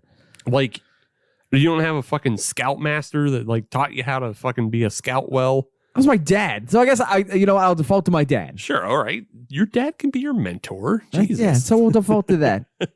But I didn't have somebody set aside like, you are my mentor. Show me the ways of the world. I didn't, like write a letter to him every week or anything like that. Why not? Why would I? Get a pen pal. That's a pen pal, not a mentor. Pen pals they can be both. They can be, but they typically aren't. No, if you want it to be. I don't. You could have pen palled with like Shaq, and then he could have taught you how to basketball. Dear Shaq, can you teach me how to be 7'2"? Yeah. Yeah. Oh, okay. Yeah. Shaq got okay fundamentals except for the free throw. Yeah, but you know what? Man's still a hell of a businessman. Yeah. Fucking get him to mentor you on that. Yeah. Dear Shaq, how do I invest in Papa John's and Subways? You know what? I'll even start with the general. Yeah, how the hell do I franchise? That's right. You know what? I'll hang out with that weird penguin thing. Yeah. Make Shaq your mentor. Dear Shaq, can you mentor me? It will only cost you $3 million to start. Seed money. Need seed money. Yes. But I guess I'll default back to my dad. But he always enjoys a good lager. Yeah. Yeah. And his favorite beer, craft beer wise, was a beer from a now dead brewery, Blue Canoe, in Titusville. Yeah. And it was the Titusville Flashlight Lager. Mm. So he always enjoyed that beer. So it would have to be a nice, crisp lager. Well, do you have a beer you would recommend to him to replace nowadays? Yeah. So I would probably go, and I don't know that I would go lager. I would kind of push him in a slightly different direction. I'd go Kolsch. Yeah. And I'd go with the Crisp by Grist House. Okay. Sure. Yeah. Sure. I mean, you could go Reichdorf, which is better, but sorry, Grist House. It's my answer. Just is. My answer, damn it. That's called style. Listen here, you little shit. No, that's not happening. Fair enough. What about you? So, like you, I don't really have mentors per se. Probably the closest thing I had to a mentor was in college. My screenwriting professor. Okay. And I feel like my shitty Swiss cheese brain is conflating things. Oh, good. More COVID brain. Right. But whatever it is about the film program, you definitely drank with your teachers at some point. Mm-hmm. I think a lot of people did drink with their professors in college. But yeah. For some reason, I remember Dorn being into Belgians. Ooh. For some reason. I don't know why. And that could be completely wrong. But you know what? I don't know enough to dispute it. Yeah, it's like an implanted memory. Okay. And just because I know I got into Belgians in college. Okay. Yeah. So if I'm just mixing the two things together of like, I liked my screenwriting teacher and I liked Belgians, so I guess they liked each other. Well, then he's in on this wild ride now. Yeah. And I think at that point, I would probably, if I had to suggest to him a beer that perhaps he hasn't had, maybe it would be like the Choufnis or just, any of the other cherry beers or Krieks that I enjoy. Right on. Yeah. I like that. That's a good answer. Yeah. Just because like he was just like an eccentric. Yeah. Just like artsy person. He went his own way. Yeah. Yeah. He was very smart and very, but like eccentric. Okay. And just, yeah. and I can see an eccentric drinking a beer like that. Yeah. Yeah. So, yeah, cool guy. Taught me a lot about screenwriting and gave me a couple lessons of dealing with difficult people. So, right on. that's the best I could do for a mentor. I don't respect people well enough to. Wow. All right then. It's just, it is how it is. How it is. I mean, I guess I can't really throw stones because I don't necessarily have a mentor either. Right. So, Yeah. all right. Next question, which apparently our beer is getting hammered on this this segment. Mm-hmm. 'Cause I got another one here, and this is from KTO46. Yeah. And this question is, what's a good name for a homemade chocolate milkshake s'mores flavored beer? Damn it. I saw this question while I was looking for them. By the way, it's a stout. I know. And I just I passed over this one, so I didn't think about it. Oops. What's a good name for? What's a name that fucking isn't already taken? Well, yeah. Yeah. Bartholomew. Bartholomew? No, Bartholomew. Bartholomew? Because it's like marshmallow. Marshmallow and Bartholomew. Marshmallow. I don't hate that. It's all right. Don't hate It's that. not good. But I don't hate it. You go. So See if I can figure out another one. it would be a play on Futurama. Uh-huh. And it would be the Scooty Puffed Jr. Ah, Yes. okay. There was an episode where Fry had to ride a little scooter. Right. And it was called the Scooty Puff Jr. Right. But since it's got marshmallows in it, it's the Scooty Puffed Right. Jr. I get it. Yeah. I'm going to call mine the Scamp Fire. I don't hate that. This is that one's okay. I like that one better. Okay. Scamp Fire. So if we find out that anybody stole these names, we're coming after you. Or if we just find they're already on Untapped, then I didn't check see if mine was. yeah, no harm, no foul. Yeah. We'll check after the show. Scamp Fire. That is a good name. Not bad. It's not bad. Last one. Yes. And it's not from our beer. Where's it from? Beer Advocate. Oh, Yes, okay. Beer Advocate. This one's coming from Nero Fiddled. Nero Fiddled. Nero Fiddled. Oh, that's a classic reference there. Yeah. The main crux of the question, it was a long post. I'm sure it was.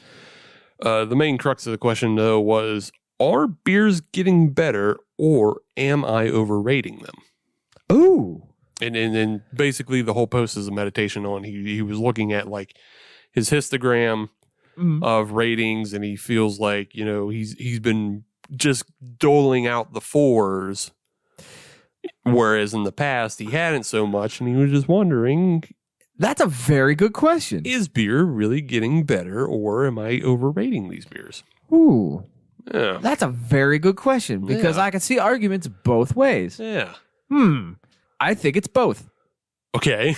I think it's both. Defend yourself, cocksucker. I don't know. I was getting my doctorate today. The reason I say that is beer definitely has to be getting better simply because the competition is there. Right. And you have to be better at what you're doing or else you are going to die. Adapt or die. From a business perspective, not literally. Although, maybe. No. I don't know how hardcore your beer scene is, wherever you may be. Yeah. But in that regard, yes, the beer has to be getting better. On top of that, I think there is a certain level of overrating, and I'm talking from a personal level. You don't use Untapped anymore. Nope. I do. I use it as a logging system. Yeah.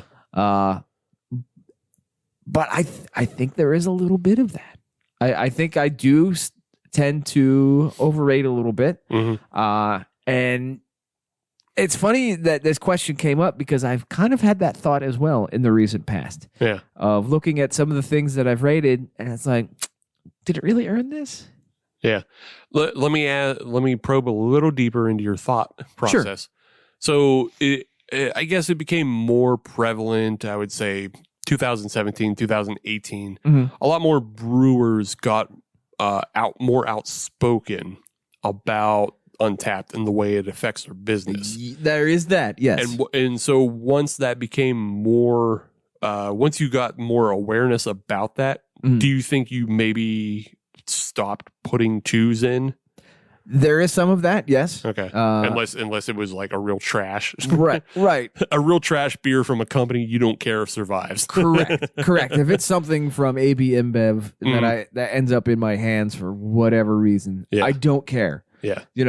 If there is a Bud Light that, needed checked in and it comes in at $1.50. Yeah. it's not going to affect their bottom line whatsoever. Not at all. They don't care. I don't even know. Most of their drinkership isn't on Untapped. No, and that's fine. But you get into the local stuff where those ratings actually do come into play. Yeah. I think there are times that does affect me. Okay. Right, wrong, or indifferent. Yeah. And it sucks. It sucks that this is something that actually affects a business like that. Because it's all opinion based on something that the brewer has no control over. It could be a perfectly fine beer, but if the person reviewing it either doesn't like the style or doesn't understand the style, or maybe there was something completely off balance, they get screwed for it. Yeah, you're right. I think it sucks because you do get so many uneducated opinions. But on the other hand, what was it before? And this is just like all businesses in general, because Untapped is essentially Yelp for beer, right? Correct. So what was it before? Before, it was local writers. And it was power basically concentrated down to 3 or 4 people. Right. And they write a fucking bad review of your business and you're shit out of luck. Right.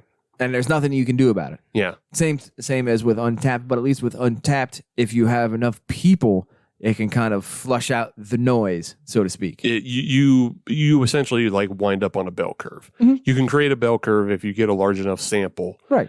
And I think brewers can still be aided by reading that bell curve. Now if you just get like 3 reviews of a beer and it's all from the same party of people who showed up and none of them like stouts, but they all decided to try stout. Yeah, fuck that. That hurts. Right. that doesn't do anything for you. Right.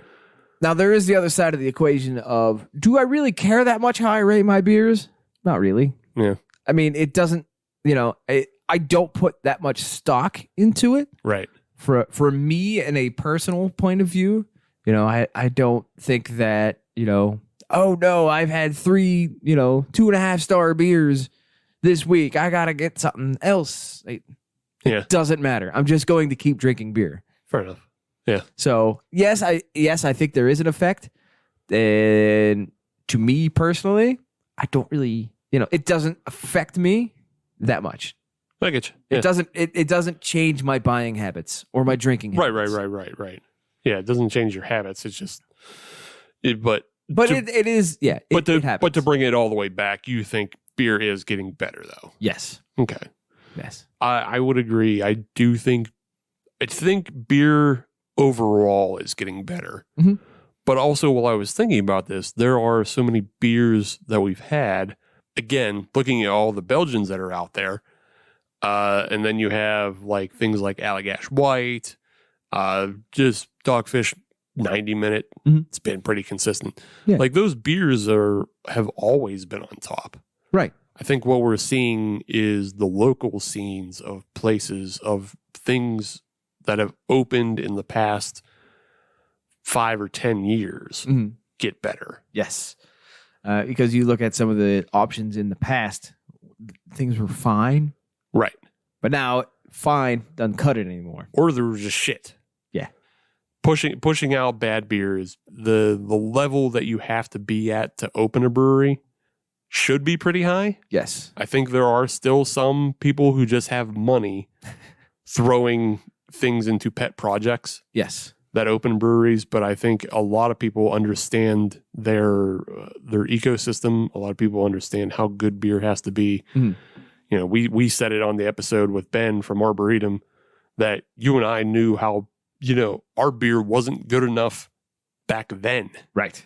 We know it's not, Can't even get in the door now. Right. It's not anywhere near worth pursuing at this moment because you have to be so good. And because so many of the breweries that have opened in the past couple years or are opening soon are the second and third generations of people who have come off places, like Coven Brewing's coming soon. Right. And they're coming off of a Dancing Gnome pedigree.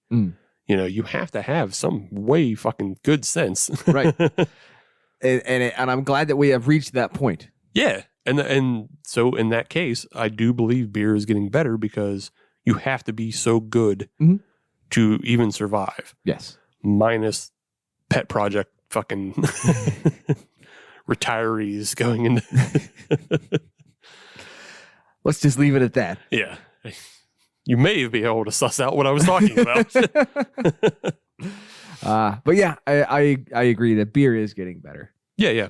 So, yes, I agree as well, even though I don't rate beers anymore. And just an interesting final note about that question. 70% of the people who responded, there was a poll that went along with that post. Oh, okay. And 70% of the people also agree that beer is getting better. I'm curious what the 30% had to say as to why they didn't think it was getting better. Oh, no. It was also broken up into a whole bunch of other goofy. Oh. It wasn't just 30% said no and 70%. It was gotcha. a bunch of other respondents to different things. Gotcha. Of like, you've always been overrating beer. Oh, okay. All right. Yeah. So. Yeah. All right then.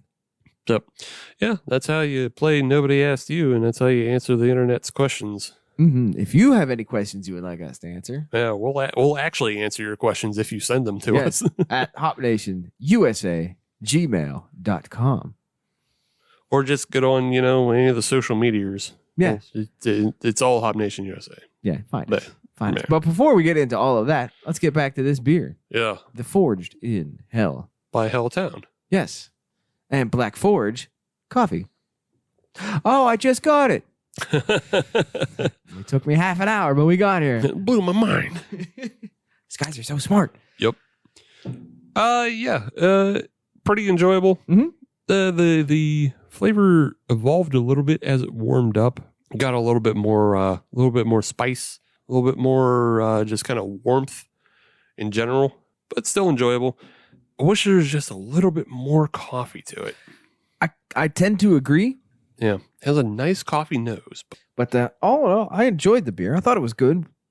I'm glad to see that Helltown is still making good beers. They seem, I don't know. And I think part of it is because we live on the wrong side of the city. A little bit. That we don't get out there nearly enough.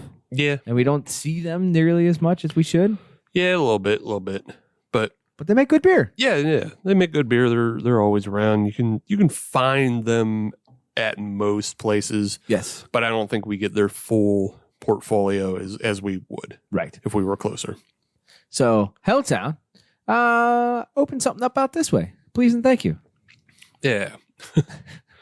Open up something in fucking Monaco. Yeah. Ooh.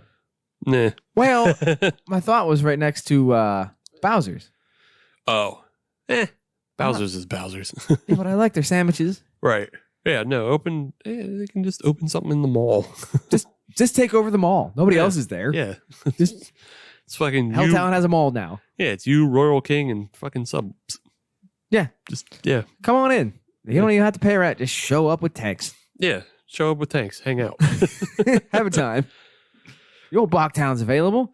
There, tap room set up. Maybe it is. Maybe it's a Mexican restaurant. We'll kick them out. I don't know. We'll send them. We'll send them to the other restaurant that's empty. Sure. It's fine. It's cool. You go where Chi-Chi's was. I thought the building was torn down. No, Chi-Chi's was in the mall. Oh, I thought it was an outbuilding. No. Oh, never mind then. We'll send them to Chi-Chi's. You fool. Hyper local. Yeah. Hyper local. Talk of the past. Talk of Chi-Chi's. Talking Chi-Chi's. Chi-Chi's had some great seafood enchiladas. Never had one. Shameful. I'm over Shameful. it. I'm okay with that. Let's talk about these beers. Sure. Let's get to the podium. Podium. Yeah. All right. Yeah, it's pretty easy this week. Shiner's Brewer's Pride. Maybe not have so much pride. Or have a little more pride. Yeah, or take a little more pride in your work. One way or the other. Either don't put it on the label or take more pride in your work. Figure it out. It's not very good. I don't like it. And I will not buy it again. But I will buy Shiner Cheer again when it comes back. Mm-hmm. It's still a nice beer. Silver is going to give you, I think, to the Helltown Forged in Hell. Okay. Yeah, it's fine. It's obviously a much better version of whatever the hell Shiner was trying to do. I mean, Shiner wasn't trying to do that. They were trying to do a fruitcake pastry thing, and it just, I don't know, didn't go that way. Helltown tried to do a coffee brown, and then they did a coffee brown. So points to them. So points. Just wish there was a little bit more coffee on it, but I guess maybe you can't necessarily push that hard on the style because then at some point it just does become a porter with how roasty and bitter coffee could make it. So, Right. Yeah, I don't know. It lives in a nice little balance. It's not overly bitter, and it's not. It's definitely not sweet, in a way that would be gross at all. So, but yeah, it's pretty enjoyable, and 8%, a little sneaky. So yeah, okay. Silver beer. Gold, though, I'm going to give to the Canadian beer. Yeah, the Brasseurs du Monde, the Apricot, le Apricot, bears with poisson. It's an interesting flavor, and it's not something you get a whole lot of because there's not a whole lot of tea beers out there. But I will preface, you have to enjoy tea to enjoy this beer. This isn't fucking getting sweet tea at Chick-fil-A. You expect that, you're going to be sad. This isn't a big dollar cup from McDonald's full of whatever sugar trash they fucking give you. You have to actually be a tea fan because it is very dry. It is very herbaceous.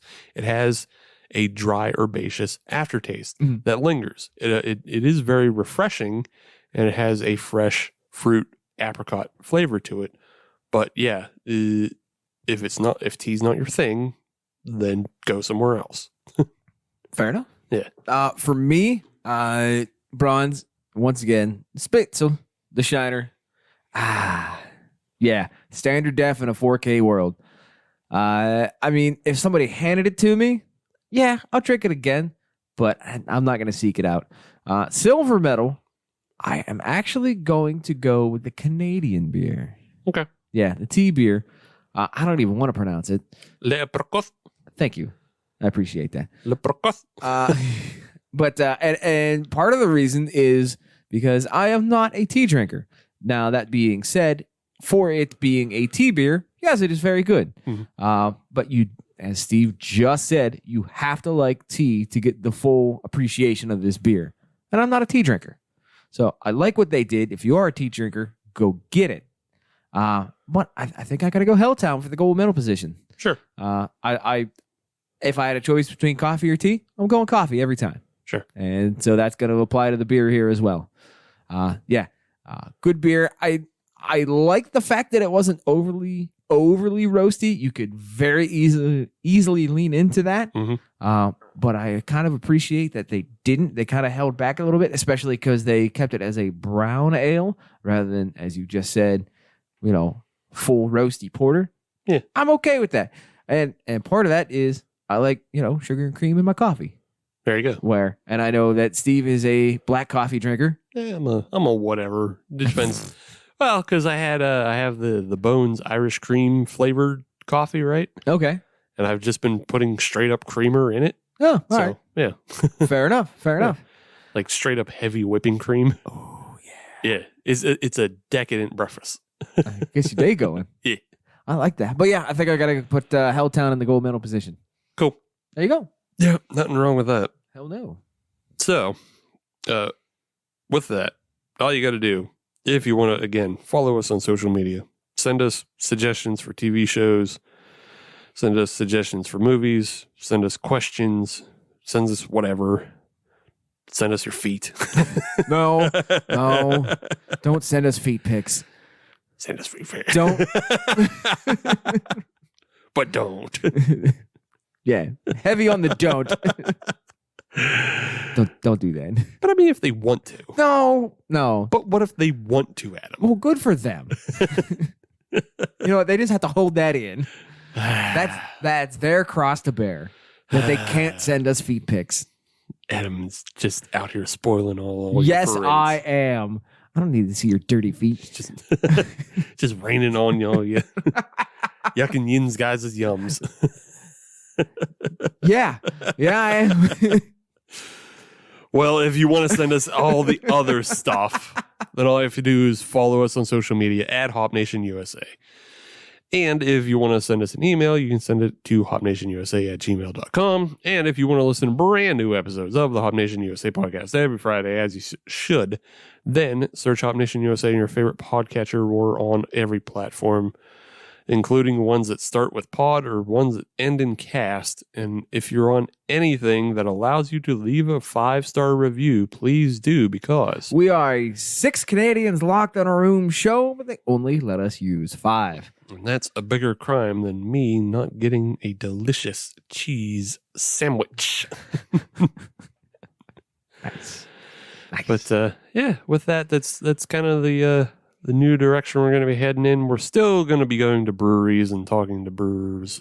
Yes. Getting their stories. We're going to head to other places. We're going to get other guests on. Mhm. If you have suggestions for guests, go back fucking a minute and a half and get all that info to send us what guests you want us to talk to. I mean, we've already given out the email like 8 times this episode. Yeah, come on.